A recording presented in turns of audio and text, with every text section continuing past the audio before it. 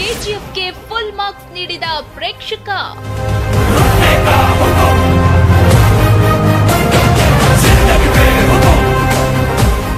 Rocking star Yash ಅಭಿನಯದ KGF ವಿಶ್ವವ್ಯಾಪಿ ಇಂದು ತೆರೆ ಕಂಡಿದೆ.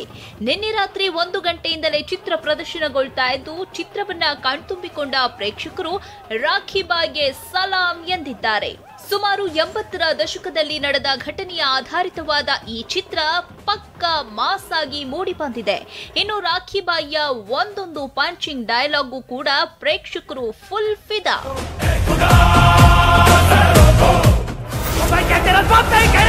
नहीं रे, तेरे बाप की और तेरा बाप मैं हूं.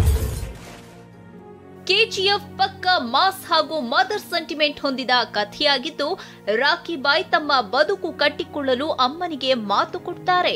ಪ್ರಬಲವಾಗಿ ಬೆಳೆದು ದೊಡ್ಡ ಶ್ರೀಮಂತನಾಗಿ ಸಾಯ್ತೀನಿ ಅಂತ ಹೇಳ್ತಾರೆ. ಕೋಲಾರ್ ಗೋಲ್ಡ್ ಫೀಲ್ಡ್ ನಲ್ಲಿ ಹುಟ್ಟಿ ಬೆಳೆದ ರಾಖಿ ಕಥೆಯನ್ನ ಫಸ್ಟ್ ಹಾಫ್ ನಲ್ಲಿ ಒಂಚೂರು ಬೋರ್ ಆಗದಂತೆ ಸ್ಕ್ರೀನ್ ಪ್ಲೇ ಮಾಡಿದ್ದಾರೆ ಡೈರೆಕ್ಟರ್ ಪ್ರಶಾಂತ್ ನೀಲ್.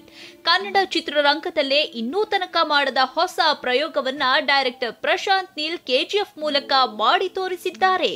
ಇನ್ನು ಈ ಚಿತ್ರದಲ್ಲಿ ರಾಕಿಂಗ್ ಸ್ಟಾರ್ಗೆ ಶ್ರೀನಿಧಿ ಶೆಟ್ಟಿ ಸಾಥ್ ಕೊಟ್ಟಿದ್ದಾರೆ. ಶ್ರೀನಿಧಿ ಶೆಟ್ಟಿ ಕೆಲವೇ ಸೀನ್ಗಳಲ್ಲಿ ಕಾಣಿಸಿಕೊಂಡ್ರೂ ಸಹ ಪ್ರೇಕ್ಷಕರನ್ನ ಕಾಡುವಂತ ಒಂದು ಕ್ಯಾರೆಕ್ಟರ್ ಅನ್ನ ನಿರ್ವಹಿಸಿದ್ದಾರೆ.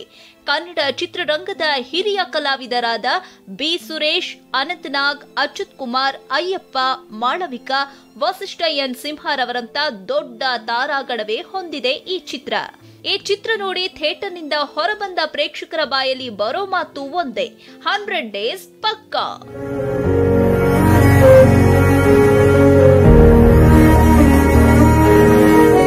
ಡಿಜಿಟಲ್ ಡೆಸ್ಕ್, ಸರಳ ಜೀವನ.